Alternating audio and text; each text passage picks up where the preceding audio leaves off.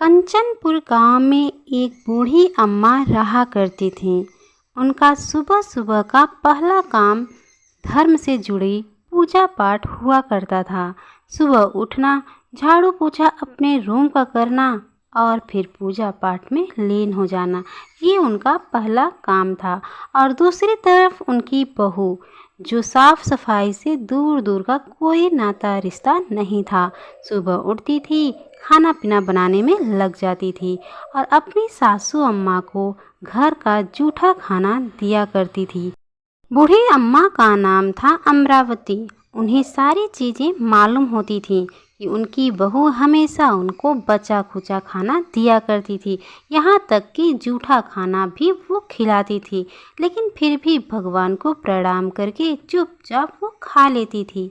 अमरावती का बेटा अखिलेश जब भी खाना खाने बैठता था तो अपनी पत्नी से अपनी माँ के बारे में ज़रूर पूछता था कि माँ खाना खाई है या अभी नहीं। अखिलेश की बीवी नैना हाँ में जवाब देती थी और इसी तरह हर रोज़ अखिलेश झूठी बातें सुन के मन भर के वो खाना खाने लगता है और इसी तरह से उस घर की जिंदगी निकल रही होती है। अमरावती आज बहुत सुबह उठ गई थी क्योंकि आज ज्योतिया माँ का व्रत है।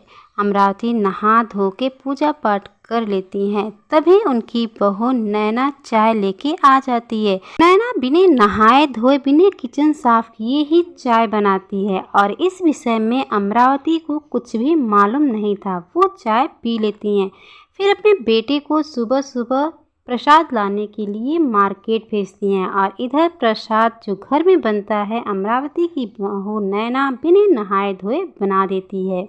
तभी अखिलेश चढ़ाने के लिए फल फ्रूट मार्केट से लेके आ जाता है। अमरावती प्रसाद को एक जगह पर रखने को बोलती हैं और फिर नदी से जल्दी से नहा के आने के लिए भी बोलती हैं। अखिलेश प्रसाद को एक कोने में रख के नदी के पास नहाने चले जाते हैं। जैसे ही वो नदी में छलांग लगा के नहाने लगते हैं तभी अचानक उनकी नज़र एक मगरमच्छ पे पड़ती है, जो उनकी तरफ बड़े ही स्लोली ढंग से बढ़ रहा होता है। अखिलेश मगरमच्छ को देख के बहुत ज़्यादा डर जाते हैं और वहाँ से भागने लगते हैं। तभी मगरमच्छ तेजी से आता है और अखिलेश को अपने जबड़ों के बीच दबोच लेता है। डर की वजह से अखिलेश बेहोश हो जाते हैं और अमरावती और नैना अखिलेश का वेट कर रही होती हैं। तभी बहुत शोर होने लगता है, नदी में कोई है, नदी में कोई है। माँ को समझते देर नहीं लगी कि मेरा ही बेटा नदी में नहाने गया था। अमरावती और नैना बहुत तेजी से नदी की तरफ भागते हैं। जैसे ही वहाँ अमरावती और नैना पहुँचते हैं, सारी चीज़ें देख के भौचक्का हो जाती हैं। अमरावती और नैना के तो जैसे प्राण ही निकल गए थे। अपने बेटे को ऐसी अवस्था में देख के अमरावती तेजी तेजी चिल्ला के रोने लगती है और नैना के तो आंसू ही बंद नहीं हो रहे थे अपने पति को इस अवस्था में देख के। अमरावती ज्योतिया माँ की दुहाई देने लगती है, बचाओ माँ, मेरे बच्चे को बचाओ। तभी ज्योतिया माँ वहाँ आ जाती हैं। ज्योतिया माँ अपने नाराजगी का कारण बताती हैं। अखिलेश की आज जो हालत है वो किसी और ने नहीं की थी, खुद ज्योतिया माँ ने की थी, क्योंकि अमरावती रात को जूठा खाना खा के सुबह ज्योतिया माँ का व्रत रखी थी और उनकी बहू नैना बगैर घर का साफ सफाई किए ज्योतिया माँ के लिए प्रसाद बनाई थी।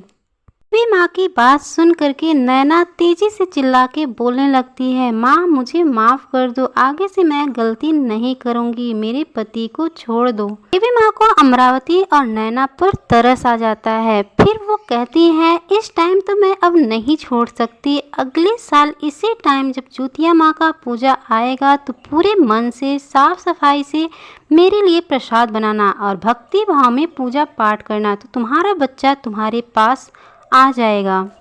ज्योतिया माँ इतना कह के वहाँ से चली जाती हैं। नैना और अमरावती माता को प्रणाम करती हैं। अब अगले साल का इंतजार बहुत ही बेसब्री से कर रही होती हैं अमृता और नैना। भगवान की दया से कुशल मंगल फिर से ज्योतिया माँ का व्रत आता है। नैना सुबह सुबह उठ करके घर की साफ सफाई करके माता रानी के लिए सच्चे मन से प्रसाद बनाने लगती है। अमरावती फल की टोकरी लिए खड़ी हो अपने बेटे अखिलेश को बहुत ज़्यादा मिस कर रही होती है। न जाने मेरा बेटा मेरे पास कब आएगा। सच्चे मन से भक्ति भाव से भगवान जी का व्रत रखती हैं। उसके बाद पूजा पाठ करने के लिए ज्योतिया माँ के स्थान पर चली जाती हैं, जहाँ पर गांव की सारी औरतें आई होती हैं। ज्योतिया माँ का पूजा पाठ पूरे मन से करती हैं, कथा भी कहती हैं।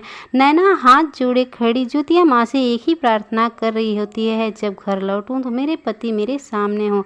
और वही हुआ। जैसे ही पूजा करके अमरावती और नैना वापस आए तो अखिलेश घर में बैठा हुआ था, जिन्हें देख करके अमरावती और नैना चौंक जाते हैं। इतने दिन के बाद अपने सामने अपने बेटे को देख करके अमरावती की तो नज़र ही नहीं हट रही थी। इधर अखिलेश कहते हैं, माँ मुझे थोड़ी सा लेट क्या हुआ कि आप पूजा करके भी आ गई। थोड़ा सा मेरा इंतज़ार नहीं कर सकती थी। मैंने नहाने में थोड़ा टाइम क्या लगा दिया, आप पूजा भी कर ली। फिर अमरावती सारी बात अखिलेश को बताने लगती हैं। साल भर हो गए मगरमच्छ के मुंह में पड़ा था और आज साल भर के बाद फिर मैंने तुम्हें पाया है। इतना सुनते ही अखिलेश अपनी माँ के गले से लिपट जाता है और नैना को भी अपनी गलती का पूरा एहसास हो जाता है।